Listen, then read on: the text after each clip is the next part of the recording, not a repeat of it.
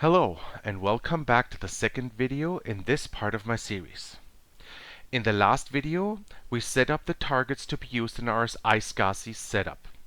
In this video, we will use the Helm chart from obenebs, download and configure the chart to our needs, and then install obenebs's local host path as a provisioner for the iSCSI storage backend. Before we start, let's take a quick look at obenebs's GitHub documentation. If we scroll down on this website, we find the structure of the values file that we will use to customize the configuration to our needs. Let's walk through the structure of that file. By default, the chart would install the obenebs NDM, which stands for Node Disk Manager. The disk manager is a daemon set which makes sure to run a container on each of your nodes that will manage the storage attached to these nodes. The local provisioner is what we will be installing in this video. As you can see, the provisioner is also active by default. The cool features such as Jiva, cstor, ZFS or LVM we will not cover in this video series. These functionalities would require their own series as they are very rich in features, but I can see a lot of the aspects implemented through obenebs are a fantastic option for companies managing their storage in a Kubernetes native environment. For my small home lab, these features would be way overkill. However, I would love to explore these features in the future. As a last option, we could also use obenebs's NFS provisioner, but we already set up this functionality in the last video, so we are good from this point of view. Great! As we explored the structure of the values file a bit, let's add the repo to Helm, download the values file, and modify this file to our needs. If we scroll down the website a bit further, we find the repository that we have to add to our Helm instance. Let's copy the command right here and switch over to our terminal.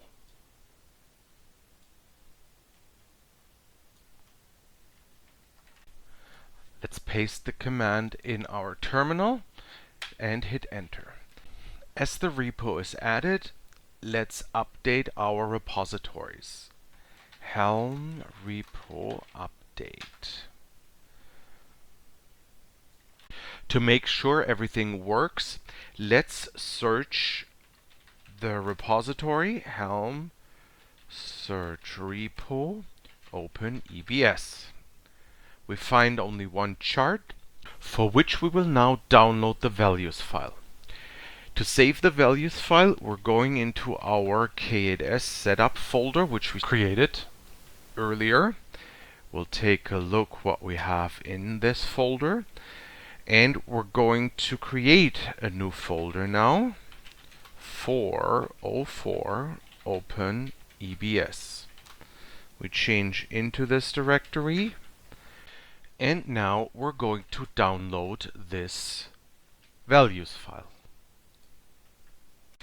As we cleared the terminal, to download the values file, enter helm show values obenebs/obenebs, and let's output that into values-openebs.yaml.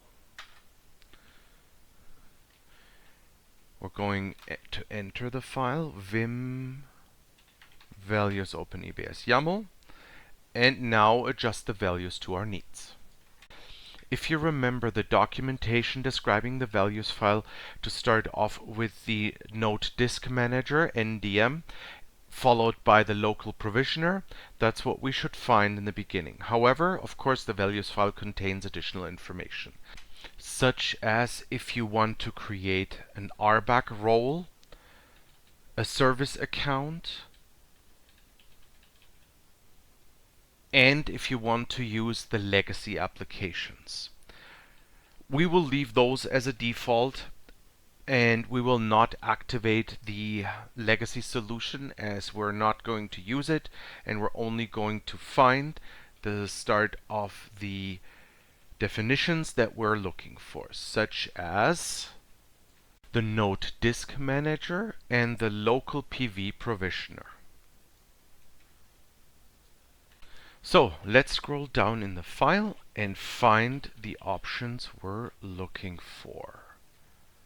Local provisioner, that is the first option we have to customize.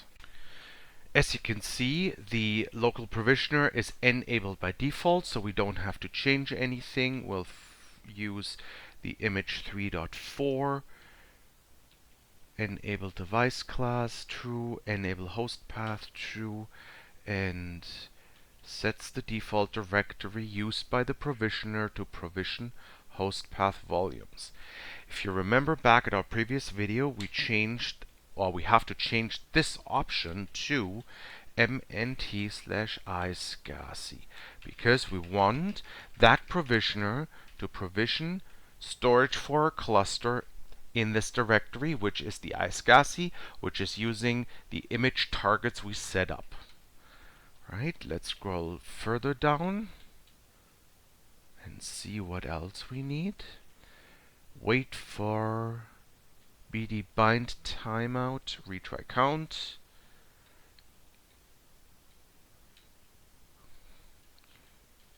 Device class. Alright, I want to use a different name. Storage class. Let's call this iscsi storage. Enable true. Reclaim policy delete is default class. No, we do not want this as a default class. If you remember, we set the NFS provisioner as default class. Node affinity, we don't want that. File system, we do have an X4 file system on there.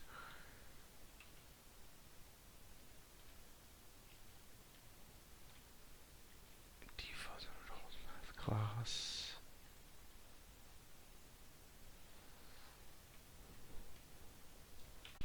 As I'm looking at these values, I realized that I actually want the host path class and not the device class. So I'm going to go back up here. I'm going to change this back to openebs device. It will still be active, but I will change the bottom here to iscsi storage. Not change anything else. The path, as we specified it already above under base path, we're not going to change this path here. It's already set higher in the file, and this value will be considered. So we're going to scroll further down and see if there's anything else. Quota, no.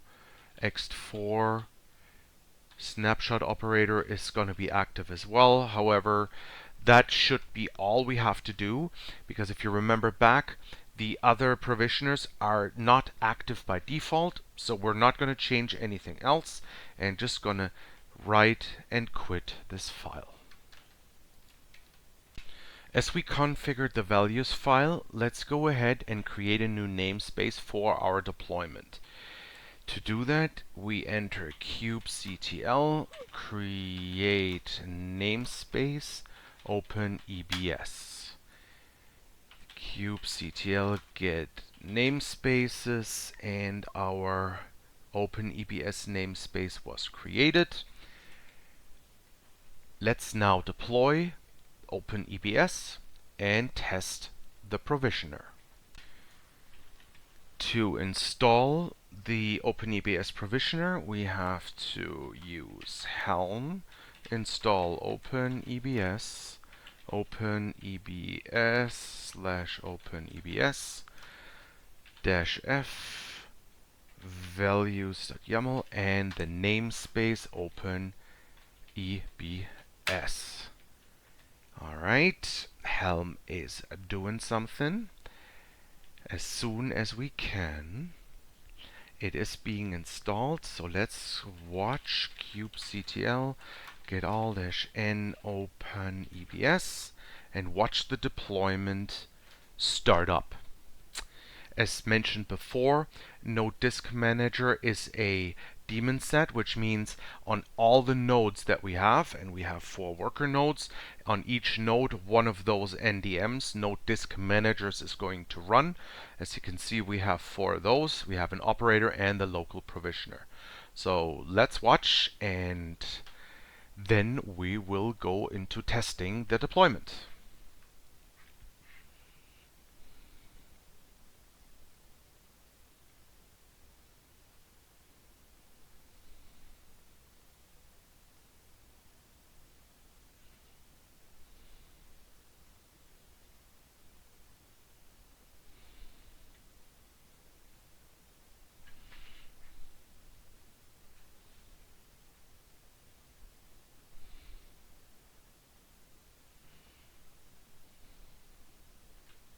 Our first node is running.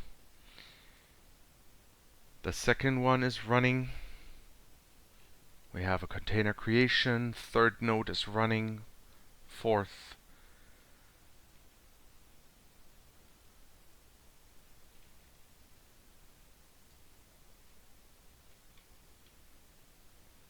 Our daemon set is fully operational, and now our operator and local provisioner is set up as well. We're going to end the watch. I will copy this output here. This is always information that's good to have. We do have some other ones that we're going to copy further on in the video series. It is sometimes hard to get those messages back, and I like to have a copy of these messages just in case there's some important information that we need further down the line. So we're going to copy that. If we go through the configuration or the output of the installation process, you see as well some commands on how to upgrade openebs. You can, for example, also deploy other components of the provisioner later on. So for example, if you decide later on to use the legacy, then the legacy application, which we went over in the configuration file briefly, then you can actually set this value post installation. So you don't have to uninstall and reinstall your provisioner. You can actually do that as well. And on further down, you can see that, for example, cstor can be added later on as well. And on the openebs website, you have a detailed instruction set on how to deploy these provisioners post installation without having to uninstall and reinstall that deployment that we have in our cluster now. Speaking about the deployment, now let's empty our screen again and let's test this deployment to ensure that we can dynamically provision our iSCSI-backed storage through our cluster. First thing we actually can test is if the storage class we provisioned or asked to be deployed is visible in our cluster. To do that, we go kubectl get storage classes, and we can see that we have an iSCSI storage class. We have our default, which we deployed in the last video, and we have the openebs device, which we don't want to really use, but we do have the iStorage or iSCSI storage here. It is a local provisioner. Wait for the first customer, and we're going to now create that first customer. Going to copy from our 3 and the test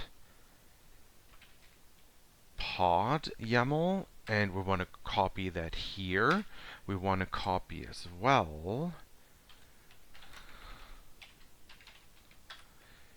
the PVC. That's the one. Perfect. So we're going to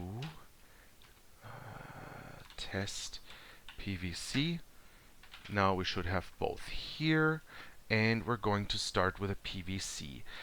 Vim test PVC. We want to create a test claim. We want to use the storage class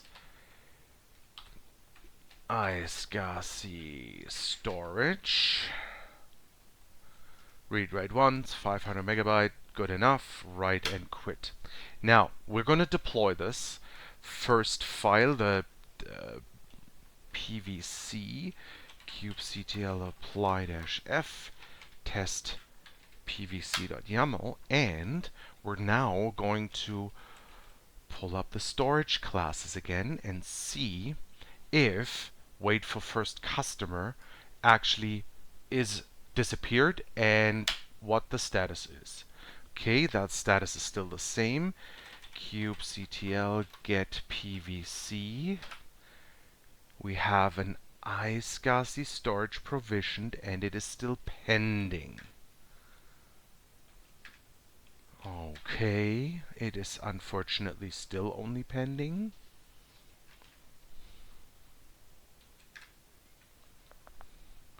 Let's go ahead and now configure our pod vim test pod YAML. We want to apply.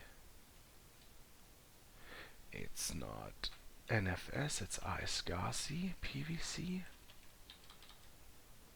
iSCSI PVC.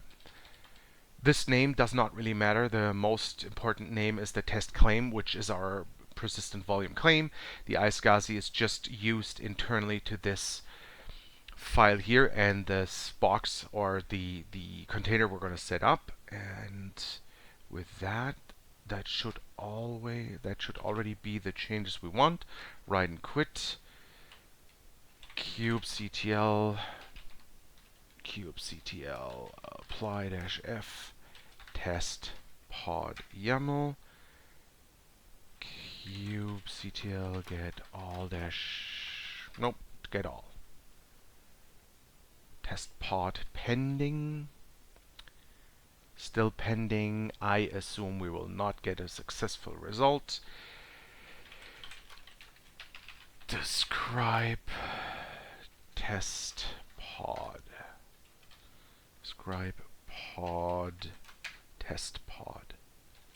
Oh, yeah, okay.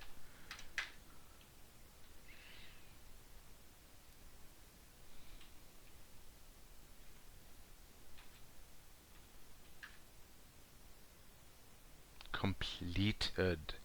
So the information we got here was quite valuable. It was scheduled on KDS worker 1. It was supposed to write the same file that we had previously, so let's go back in. It was supposed to write a file success into the storage that was attached to the container, and as we now know that it was provisioned on KDS worker 1, we would find on the mnt iSCSI folder a file called success underneath the folder of the container. So let's SSH into the container. Going to empty the screen at K8s worker 1.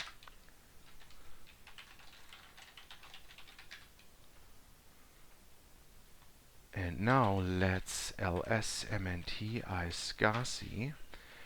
We had a container here, which is a very good sign.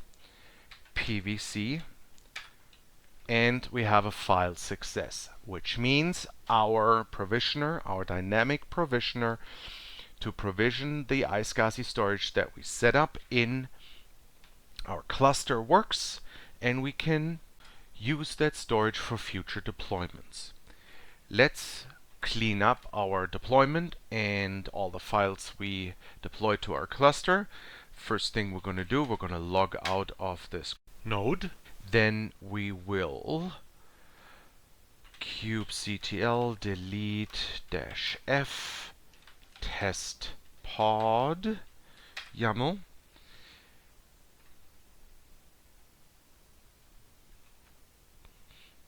It's actually not what I wanted to delete first. Let's cancel that and delete the pod first.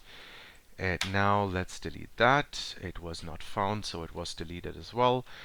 Let's verify all of that. kubectl get all there, not dash n.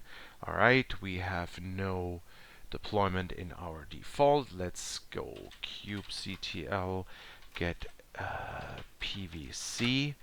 There is no more persistent volume claim here. And if we log back into the worker one, let's see how that looks like.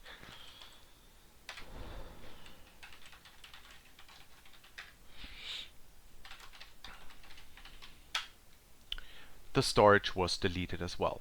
So with this deployment here, we got to be careful. If we don't want to lose data, then we might want to change some of the values in the settings file that we have here.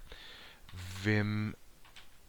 You might want to change some of the settings that we applied here in the iSCSI storage class, where we did not change the reclaim policy, which is delete, meaning as soon as you delete a persistent volume claim, then the data in this persistent volume is also automatically deleted. If you want to retain the data, set it to retain and deploy your openebs that way. For us, this will not impact us a lot here in this video series, as I will export data from the database into an SQL file. So we will keep the setting here as it is right now and summarize this video next. With the openebs storage provisioner deployed in our cluster, let's do a quick recap. What is working? We now have a cluster with two storage provisioners, one NFS and another one backed by an iSCSI storage. What's left to do? We are only halfway through our infrastructure setup. We still need to establish a load balancer, ingress controller, and certificate manager. What's next? In the next video, we will be deploying a load balancer to our cluster. The load balancer will manage external IP addresses of our cluster and its related services. Each service that is defined as a load balancer will get one of those IP addresses assigned and can then handle incoming traffic. That's it for this video. Thank you so much for watching. See you in the next one.